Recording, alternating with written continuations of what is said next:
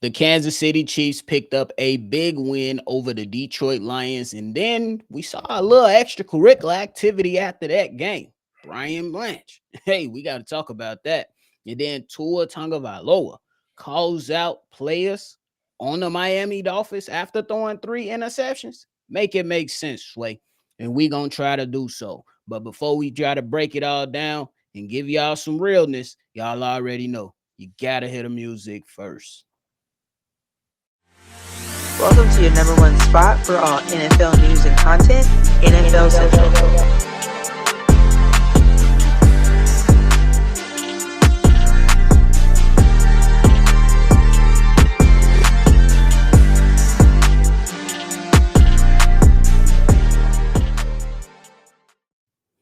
What's going on, NFL fans? Welcome back into another episode of NFL Central, your number one spot for everything NFL. I'm your host here, Bobby, joined by Steve-O. So if you love talking that football talk, regardless of who you root for on the daily, go ahead and tune in and lock in with the NFL Central family. Steve-O, what up, though? That's good. Hey, man, yesterday we had a Sunday night game that was very entertaining, to say the least, throughout the entire game, and went on to go ahead and do some things at the end of the game. But let's talk about the Kansas City Chiefs first. Steve-O, in your evaluation, from what we've seen these last few weeks, even though the Kansas City Chiefs took a couple losses, the Denver Broncos etched out a win versus, you know what I'm saying, the New York Jets. The Buffalo Bills took a bad loss last week versus New England Patriots. Do the Kansas City Chiefs still own the AFC, or is it too early to call? No, because it's still teams that's playing better and better than them. You still got to look at the Colts. They 5-1. You still got to look at the Steelers. They 4-1. They might not be playing the excitement brand of football. They might be one of the most boring teams there is. But guess what? It's working. They 4-1. Bills still 4-1. Patriots are 4-2. So Jags is 4-2. So yeah, and like you said to start off, Broncos sketched out a win, even though it don't matter what it is, you got the win. You found a way to win, and you got the win. They 4-2 with that. Chiefs got themselves back to being 3-3. I think they're more of a conversation that they're still in a hunt. Like they're not totally out. You know, there's some people that's counting them out like they was the Ravens, and they're clearly not that. They still got some fight in them. Patrick Mahomes still showing you why he's the best quarterback in the league. And when you have the best quarterback in the league, he gets you games like this. Understood. I think that when we talk about it, I think that there is some competition for the Kansas City Chiefs, but I think that the Kansas City Chiefs right now, at least offensively, they are figuring it out and they finding some more explosive plays. I know that a lot of people, including myself, is waiting to see what this team looked like when Rashee Rice comes back. I was one of those guys to come out and pretty much say he shouldn't be the only thing that you're waiting on. You got to have the other guys step up. You got to get that running game going with Pacheco and Kareem Hunt. You got to make sure that, you know, Xavier Worthy, Travis Kelce is going to be present along with Rashee Rice in that defense. They had to be better in the last few weeks, and they were better last night versus the Detroit Lions. This is where I'm still going to say they own it. I know there are some teams, hey, they playing, you can chalk it up with the better record predictions for the teams, but I don't know if anybody got that determination or the moxie or the credence to go out there and beat the Kansas City Chiefs, at least as an early evaluation for the season. But the Kansas City Chiefs, they got a tough ass schedule coming up. You got a divisional game versus the Raiders, then Washington Commanders, then Buffalo, then Denver, then Indy. So I think that you're going to find out who they really are within the next few weeks. So I'll give you that. I think it's a I little think early to call. you ain't gonna never see who they really are. They always got an extra teammate. Get the The fuck out refs. there. They No do. way. I'm sorry. No Like way. they're getting the Patriots treatment. It is what it is. Like when you become a dynasty, you get the sway of the calls your direction. And there's a lot of times where you know that ain't a good play, that's dead, and then flag comes out. It's like nigga. And then it's obvious the discrepancy for the flags be off the fucking chain. These motherfuckers on the other side be having like 2 flags the whole game. Hey, actually, this is where I could give you a little validity, but I'm going to still disagree. because yesterday Kansas City Chiefs ain't get called for no penalties. That was the first in 10 years. No penalties yesterday. But I will say, teams got to stop doing stupid stuff. Cause Aiden Hutchinson, my man's like it was. I think it was a pass to the roughing the passer call. The ball is gone, bro. Even if you hit him a little bit, you know he gonna flop. Act like you blew him up. You gotta be smarter. But the thing is, that same game, Chris Jones did the same shit to his quarterback and they ain't called shit. That's And he why. pushed that nigga straight on the floor. Hey, it's a thing the way you can look at it and be like, all right, man, I get it. But at the same time, it's teams that beat them this Like, year. don't trust me. Like, I get it. Like, there's like when you play against the Patriots, when you play against the Chiefs, you gotta play perfect ball. Yeah. You can't give them that opportunity. So I get what you're saying, but like I'm saying, like I don't think we'll ever see exactly who the Chiefs are because we know they're not that good, but they always get helped out. And deservedly so. You earned that. For sure. I think that when you look at the Chiefs moving forward, they got big games, bro. You got the Bills, the Broncos, and the Colts, teams who we talked about. And at one point, I thought the Chargers was going to be in this conversation, but the Chargers, though they won yesterday, Weird. yeah, it's a little weird right now in LA for the Chargers simply because the offensive line is beat up. And now it seems like they got to play hard-nosed football just to etch out victories and stuff. So, yeah, it's a little conversation to have for sure. I think there are a lot of people that are going to sit here and say and agree with you with that the Kansas City Chiefs got the refs on their side. And that's what happens when you got the best quarterback in the league. Tom Brady got some shit that I was like, hold on, what? That's why Steelers fans hate him so much. And they not even in the same division. And that's a whole different conversation. Right? So hey, but then after the game, Steve-O, we had Brian Branch come out there. Patrick Mahomes tried to dap him up, say good game. It is what it is. You know what I'm saying? That's And cool right here. yeah, that wasn't really rocking. That man went up there and smacked Juju Smith-Schuster to a whole new dimension. I thought he down there knocked his helmet off. Yeah, that motherfucker do 360 on my mom. And then so they Right get, turn, Clyde. hey, Juju tried to get his lick back, and then it resulted in some having guys had to move some Judo furniture. flipped that nigga on the phone. That's what happened. That's all it had it was. And Dan Campbell came out and said this after the game. Let me start with this. I love Brian Branch, but what he did is inexcusable. It's not going to be accepted here. It's not what we do. It's not what we're about. I apologize to Coach Reed and the Chiefs and Schuster. That's not okay. That's not what we do here. It's not gonna be okay. He knows it, our team knows it, and that's not what we do. And said that, hey, he gonna handle that. What you think about that end of the game scenario? Mother, you had 3 hours to do that. You literally had 3 hours to get your frustration out, hit a motherfucker, do whatever you had to do to get whatever you got going on out. Don't do it at the end of the game when you lost, because you just every single time that happens, you look like a sore loser. And I'm gonna say that that's my team. My teammate run up. Don't do that shit at the end of the game. You had 3 hours to do that shit. Don't try that tough shit now. Now I was cool with you. If you don't want to dap up Pat, that's cool. But don't sit up there and walk up to Juju and just jaw this nigga. I get it. I know. I get it. I get it. I don't know if you heard his. They asked what his opinion was. He's like, I knew I was wrong. I was childish, but it was some things that led up to that. It was a Yeah. block in the back that they didn't call. Yeah, I could have got hurt on that, this, that, and third, which I understand. Like, which is why I look at the refs in this game. Like, you let a lot of They shit. did. You caused this. Like, the refs caused that. There was a lot of chippiness. There's a lot of talking going on, which I don't mind. I don't mind the physical nature, but at the end of the day, when we look at the refs and their job is to de-escalate situations, and they didn't de-escalate shit. So this is what happens when you let things happen, but you're 100% in the wrong. You don't do that at the end of the game. You don't do that, period. You definitely don't do that against the damn Chiefs on national television. You don't do no shit like that. So a fine and damn near suspension is probably coming for your ass. You know you was wrong. You learn from it. And yeah, it is what it is. Yeah, I agree with that 100%, bro. I think that when you talk about Brian Blanche and you do that after the game, you look like a sore loser. Because for me, if you felt like that block in the back was so illegal and you could have been hurt, you could have handled business right I would there. have got up and popped You his could have ass handled right business there. right there, took your 15-yard penalty, and moved on. Now that you did it after the game, you look like a sore loser. And be quite frank with you, Steve-O, I think he about to get suspended for a game. That's what I said. More ramifications would have came. Like at the worst, you would have just got ejected in Yeah. a fine Now you're looking at a suspension. And I think that you look like a sore loser. and a And fine. and it's crazy. How can you? This is the thing that blows my mind.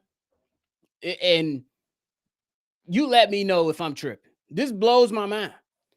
The Detroit Lions been whooping ass for the last 4 weeks. After game one, whooping ass, whooping ass, whooping ass, whooping ass, running wild, celebrating, we kicking it. You lose a game, it ain't like you got whooped. You just lost the game to the better team that night. It just blows my mind like how you went out there and just took away from your team after y'all been playing so well these last few weeks. Yes, you lost. Okay, move on to the next game. Lost to a fucking champ. Yeah. Bro, it don't make no sense, bro. It happened. It don't make no sense. Yeah. But stupid. yeah, Steve-O. Let's get to the real food. Let's get to the real food. Steve-O, we seen the Miami Dolphins last week lose to the Carolina Panthers in a comeback victory. And I was like, hold on, these the Panthers? And then And they confirmed it. They confirmed it this week. And then you watch the Miami Dolphins drop another game to the Los Angeles Chargers. And it was a close game, you know. But then after the game, Tua, who threw 3 interceptions in this game, calls out the teammates. He went out and said, I think it starts with leadership and helping articulate that for the guys and then what we're expecting out of the guys. We're expecting this. Are we getting that? Are we not getting that? We have guys showing up to player-only meetings late, guys not showing up to player-only meetings. There is a lot that goes into that. Do we have to make that mandatory? Do we not have to make that mandatory? So it's a lot of things of that nature that we got to get cleaned up. It starts with the little things like that. And quote Steve-O, I know you about to go off on Tua. Go ahead. I ain't even gonna go on Tua too much because this is Tua. Like that's what Tua do. This shit. This ain't nothing short. Like nothing Tua says anymore. Or the way he acts surprised me because he's shown this in Alabama. He's shown this when he first came here. Anytime any type of turmoil comes around him and his team, he'll say the right shit. He never does. They need to fire this fucking head coach. That's the thing. That's the glaring problem that I'm seeing after this. The fact that your quarterback is so comfortable to go up there and spew some shit like that on after a game when he didn't perform his best either. I get it. The rest of the team didn't play his best, and what he said was valid reasons to be frustrated as a quarterback. But I'm looking at both of y'all. Y'all the leaders of this team. So that means the team don't fuck with you. They don't respect you. So first off, starting with the head coach, it's time for you to go, bro. They don't respect you. They look at you as one of the guys, and that's just the end all be all. You have that team has no ounce of discipline within them, no discipline at all. It's at the worst. You're in the worst place geographically to be there as well to be unfocused because there's so many distractions. So yeah, you lost your top wide receiver, injuries all over the place, and motherfuckers don't even care and undisciplined. What's the recipe of that? Your culture is shattered because everybody lost faith in the coach. And quite frankly, everybody probably lost faith in the damn quarterback too. So guess what? Miami, time to bring it all down. It's wrong. Buckle it down. You got some people you can move around with. Y'all like mid-age. Y'all not young. Y'all not old. Y'all kind of old on the older side. It's time to tear that shit down. Start over. I think you're 100% correct, bro. When I look at Tua making these statements, Steve-O, and then the head coach come out and says the guys have done everything I asked them to do. What?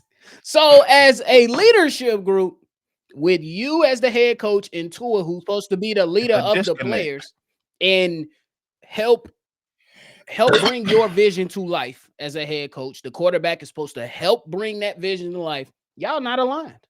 So I'm 100% with you. Mike McDaniels for the Miami Dolphins should be fired today. Not even gonna lie to you, because like you said, the culture is shattered. It's over with. It's done. And when Steve-O, when players, when you be like, hey, we having a players only meeting, and players say, man, to hell with that shit. I ain't going. I'm finna go do whatever. That lets me know they don't care. They there to get the check and wait till next season. Whether people like it or not, that's what it says to me. And when you talk about Tua Tagovailoa, bro, I get it. Accuracy, down to getting that 7% completion percentage. You definitely when everything is good and going well on time, you can be good. But hey, Steve-O, remember a guy by the name of Brian Flores said that you ain't good enough. The organization chose the quarterback over the guy that builds the culture. They have not looked the same since. Maybe one season. They have not been right since they went over there and chose the quarterback over the culture builder at head coach. And this is what you get. This is what you get. So it is what it is, bro. Bro, I'm sorry, but they just dropped a picture of the damn fight when they put Brent through this nigga on the. Why y'all post that? Yeah. Adam Schefter ignorant. I'm sorry, but yeah, to everything you just said, Tua, I can't be behind a quarterback where every time somebody has something criticizing to say about you or the team, that's his response. It's always snappy, it's always attitude, and it's like, dude, you ain't even like that for real to be talking the way you is. Like at the end of the day, you're injury prone, you're not playing good enough. It's time. Just like you said, you picked them over the quarterback. I mean, over the head coach. You gotta bring in the head coach, and now your whole culture is pretty shattered. It's time to take accountability. Say we chose the wrong path. Let's go another direction and strip this shit down. Yeah, I think that the Miami Dolphins should look at the Denver Broncos plan. Bring in a culture setter. Give them an opportunity with Tua. And if not, cut him. If it don't work out, cut him.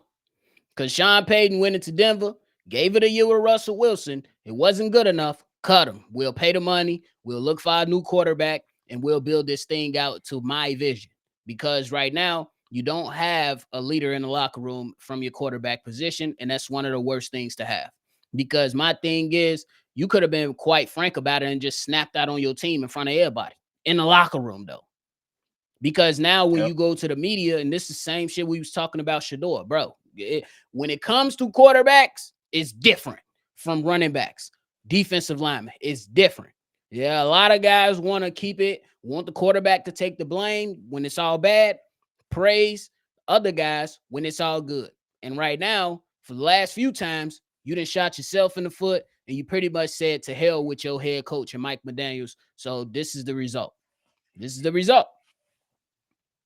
It is what it is, though. This is I definitely got a one result. question before we get up out of here. Is all your this going to the Browns now, just real quick and brief. Is all your Dylan Gabriel thoughts and everything coming to fruition? Cause yeah.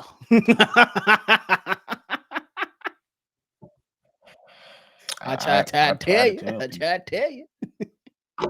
I'm like, he can't push the ball down the field. And in NFL, if you can't do that, you don't win. It's that simple. He's not that accurate to be that small. He ain't a Drew Brees. He not even a Tua. So y'all let that motherfucker what's that nigga the white the one that Skip got into it with. Johnny Manziel. No, the old dude. They used to be with Stephen A. I can't remember. Fuck. But y'all know who I'm talking about, cowboy guy. Y'all let him skip. Yeah, y'all let Skip go out there and tell you he's a little bit better than Tua. No, he's not. No, he's not. He's not even kind of better than Tua. He's a bro. You don't trust journeyman. That's that small. He was at 3 colleges, two major colleges where he had a bevy of weapons. He ain't got them bevy of weapons and no, and you seeing what it is. You ain't like I said. I don't know what they saw with him. I don't know why they liked him that much. This Kevin Stefanski, bro. This was the This result. shit, And he need to be fired that's too. what it's looking like because your ass tweaking. You got the better quarterback in the room. I'm trying to protect our players. I'm trying to do what's best for the team. Stop playing, bro. Stop playing, bro. You're not trying to do what's best for the team. But hey, that is it for us today, man. Unless Steve-O, you got something else, bro. Go Bears. We gonna see. We gonna see. We got a big game tonight. Why? Y'all make sure y'all lock in over here on NFL Central, man. We got more content on the way, but as of today, it is our time. Before y'all get up out of here, y'all make sure y'all hit that like button and subscribe to the channel, man. We appreciate y'all for tuning in to another episode of NFL Central. Leave them comments, hit that like button, and subscribe to the channel. We appreciate y'all. Make sure you always love football, and you already know we're going to catch y'all on the next for sure. This has been a presentation of the Breaks